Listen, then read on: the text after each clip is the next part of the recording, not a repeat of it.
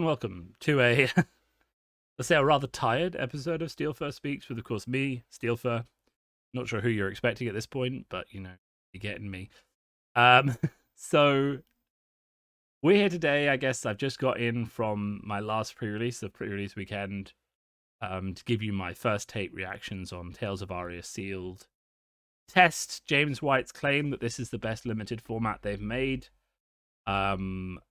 Whether that applies to Sealed or not, and really just to give my thoughts about whether this was a good first impression to people coming into the game with the set, whether new players should have come to these pre-releases, whether it was a fun Sealed environment, whether, you know, how I felt it handled the variance that naturally comes with Sealed, which makes Sealed not really the go-to format, and how I think it's going to play at a pro quest level, because of course the pro quest will be Sealed Tales of Aria in America. It will be, you know, the next few callings are Sealed Tales of Aria, and of course in the UK at Nationals, and in Europe at Nationals our pro quest will also be Sealed Tales of Aria. So it's kind of important that Sealed Tales of Aria works very well, and to be honest, I actually don't think that it does, either on a power level setting or on a fun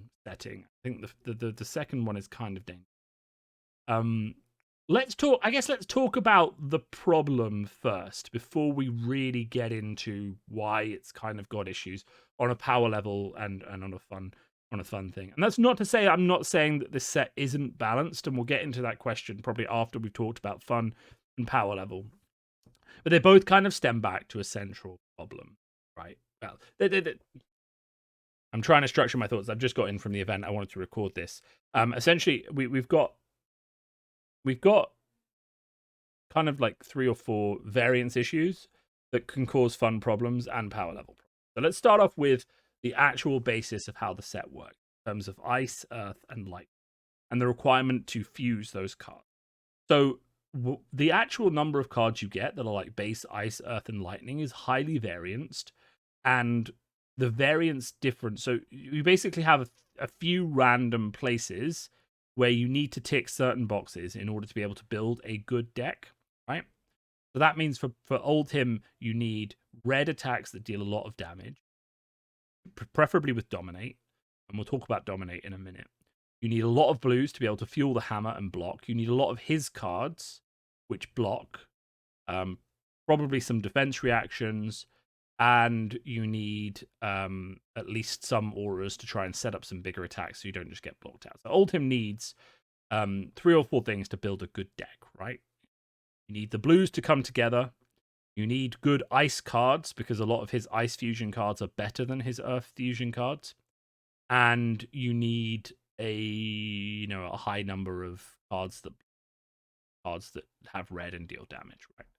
So if you miss any of those, so if you have, say, a good elemental guardian pool, but you miss the ice cards, you have a bad elemental guardian pool, right?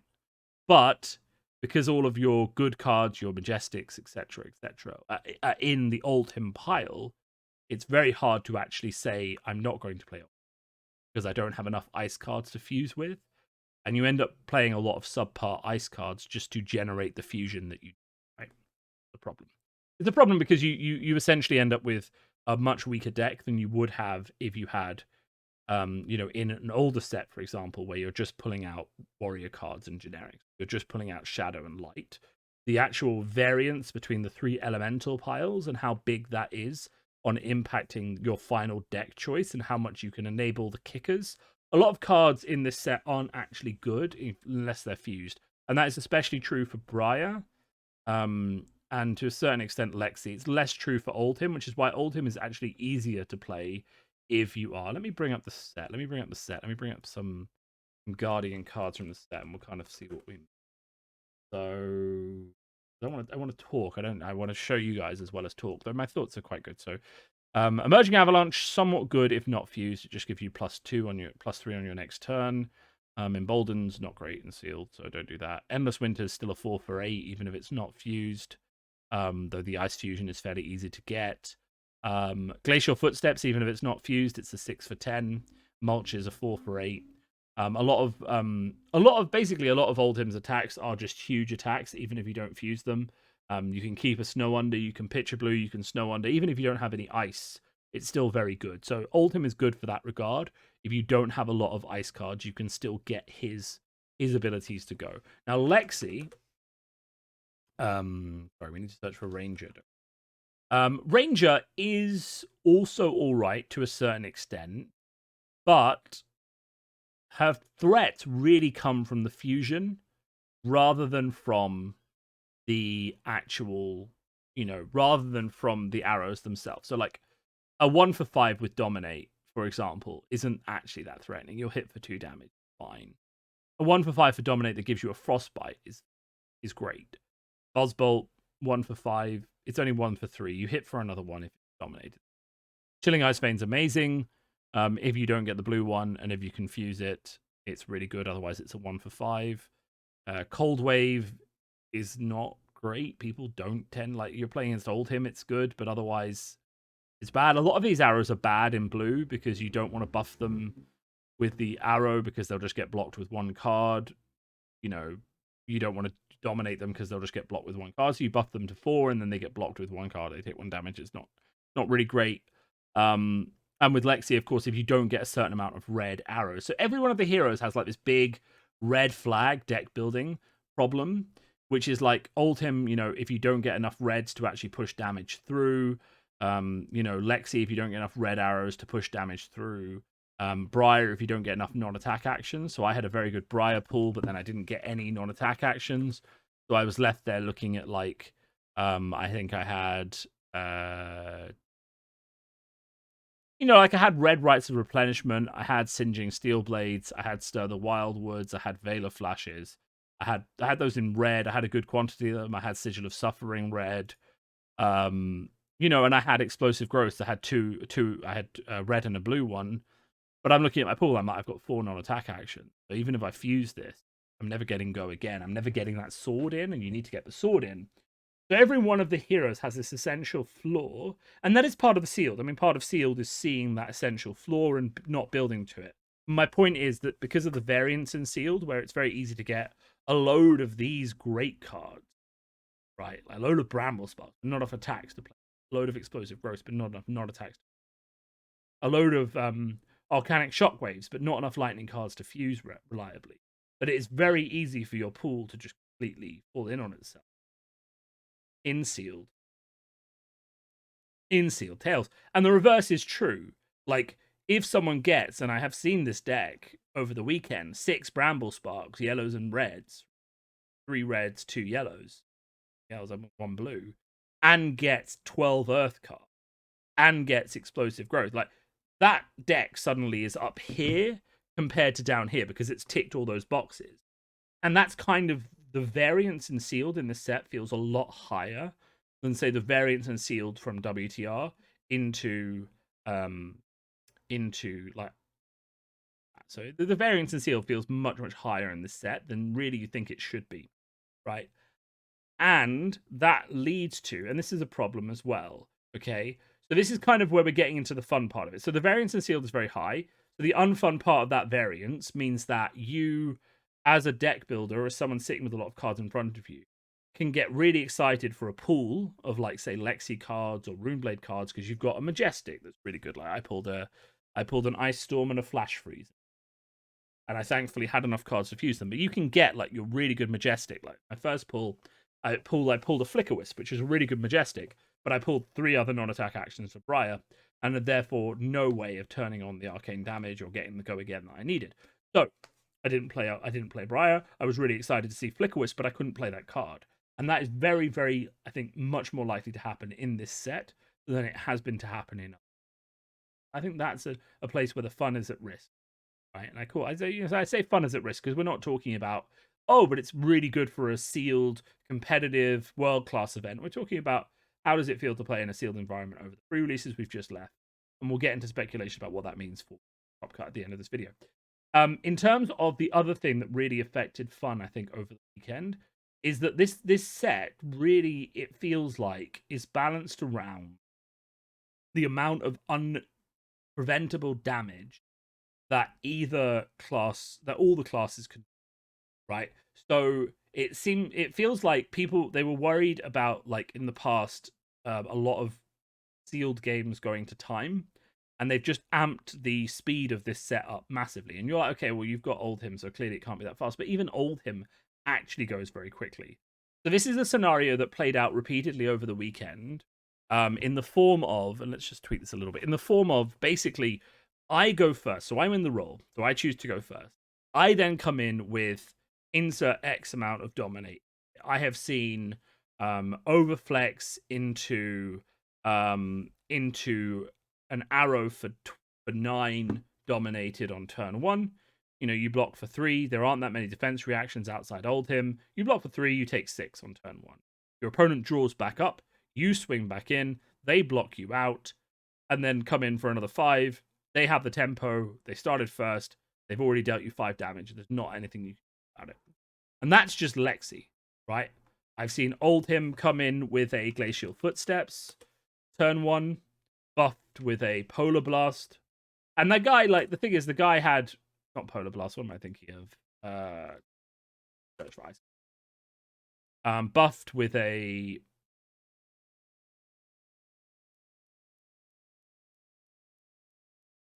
here soon. Anyway, it was buffed for 3. Icequake, that was it. So he Icequaked into a thing. And you think to yourself, that's not that reliable, but actually, the blue Glacial Footsteps hits for 8 and dominated if you fuse.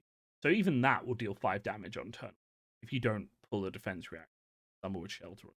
So the dominate in this set from both Lexi and from Oldhim is actually incredibly huge.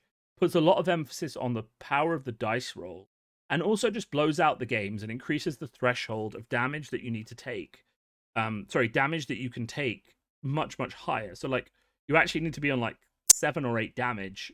7 or 8, so like, more like 5 life. Been a long weekend. To avoid just being killed in one attack, right?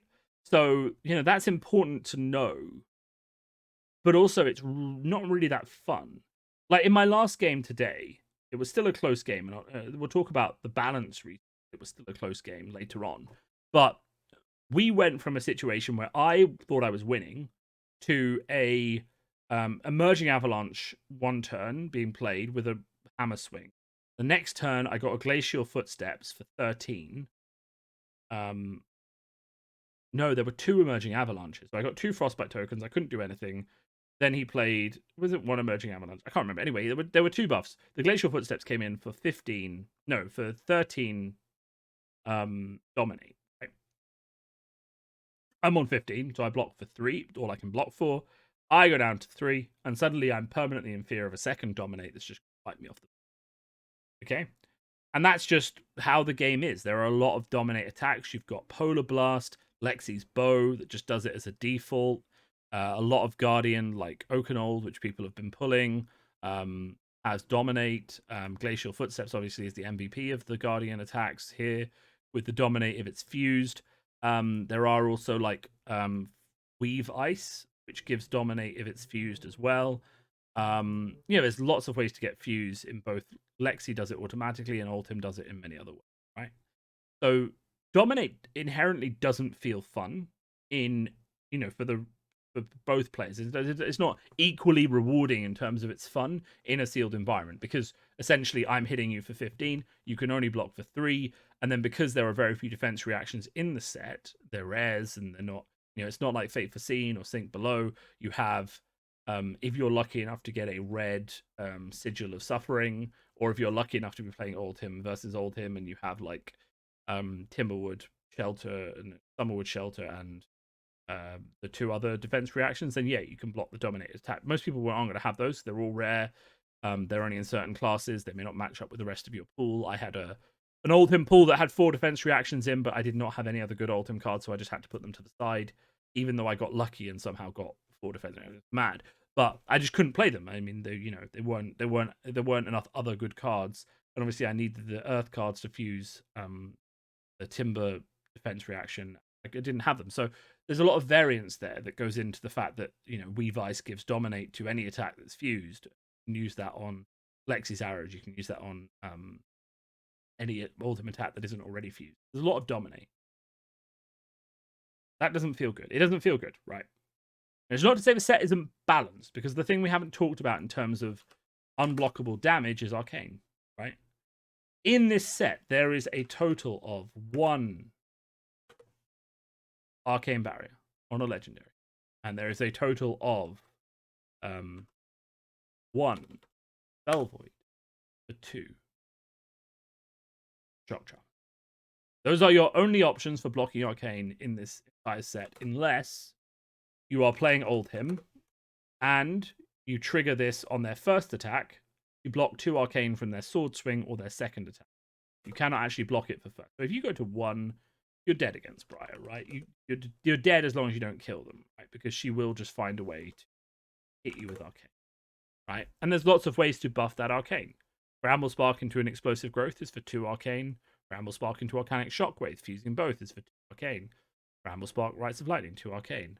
Fire Lightning, fusing with any lightning card, 3 arcane. Not to mention if someone pulls a Flicker Wisp, which I did earlier, and can come in with like, a Flicker Wisp and anything else for 2 arcane. Singeing Steelblade, amazing card, comes in for 1 arcane. Sting of Sorcery, great as well. There are lots of ways to deal arcane damage, and we're not necessarily even talking about pinging arcane damage, because of course Ball Lightning, which is a god card in this set, even though it doesn't block, quite blocks 0, by the way, increases the damage to the arcane you do. So, for example, a turn played against me, Bramble Spark Red fused into a Ball Lightning, which means that Ball Lightning comes in for 2 arcane. The Bramble Spark gets the increase from this. 2 arcane and 6, which was then followed up with a red Autumn's Touch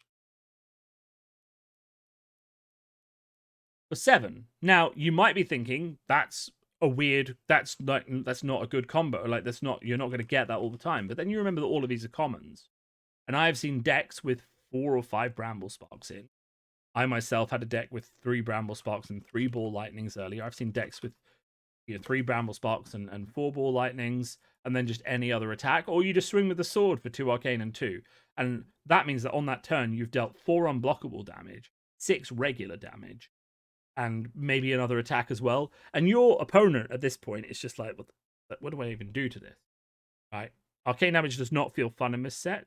Arguably, arcane damage has never felt fun. But in this set, it is actually really bad, because it comes in so many times. It gives Briar more shields when it hits, which means she can block you even better. And obviously, it also causes problems with, just the life you need to be on to actually survive. So there's a lot of problems with arcane damage in the set. But this is where I say the balance part comes in, because just because there's a lot of unblockable damage doesn't mean it isn't balanced, because everyone is doing a block. Everyone is doing. Lexi's control effect is that she'll fuse an arrow, dominate it, and then come in with you, give you 2 frostbite tokens, and probably hit you for 6, right? Because she'll have buffed the arrow before. Oldhim is going to give you frostbite, and then he's going to come in for an 8 with dominate. You're going to take 5 damage, you've got 2 frostbite tokens. And Briar is going to shock you with arcane, smack you really big, and then probably shock you with arcane with the sword, and then have 2 tokens which you can use to block you next turn, and all her non-attack actions are going to block for 2. So, there is this thing. I'm just going to angle this up at the moment, just because I want to look at it a bit more. But there is this thing where basically there is a lot of unblockable damage going around, and it doesn't feel fun to take unblockable damage that you can do nothing about, because at that point that you're not safe when you hit like 2 life, 3 life, 4 life. And you're basically trying to dig yourself out of a hole. And I have had games in this environment where I know that I have to fully block every single thing my opponent does, and I can only win if they have an off turn. And you might be thinking, Pinball, what life were you on when you made that realization? 3. I was on 3 life. I knew that if my opponent ever attacked for more than I could deal with, I just had to block everything. I had to just wait for an off turn. They never had an off turn. I obviously lost that game. But we also had 5 turns of me just blocking fully everything, arsenaling and passing. Right? My opponent was playing Briar. He had 4 Bramble Sparks. He had lots of stuff. He just kept coming at me. I was just like, my only hope is to fatigue you. Block, block, block. And then the arcane just came through and chipped away until I was dead, right? And I just didn't have a single opportunity where I could take physical damage in order to hit back, because there isn't an opportunity, right? Because the damage is unblockable that's actually breaking through. They're always getting embodiment of Earth tokens. So the balance is there, right?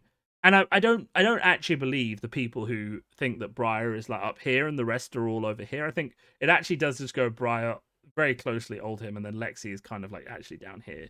I don't think Lexi is as good as the rest, but if she gets enough Chill Vein and Control Arrows and enough Ice to fuse them reliably, then she can actually be as good as any of the others, because she'll basically just tax you into the ground with these kind of effects. So, like, for example, Blizzard Bolt and Chilling Ice Vein will basically just tax you into the ground with those effects, right? Because you have to block, and if it's dominated, you can block and discard a card, or you can take 5 and discard a card, or pay 1. It's not a nice choice, especially if you get something like Overflex to buff it to 9, or one of the legendaries, one of the mythics to buff it.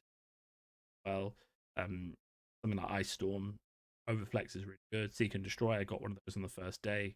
Snapshot is all right. Like, you're gonna need to block, so you rarely have the ability to go again twice. So not too worried about that. But that's kind of it, really.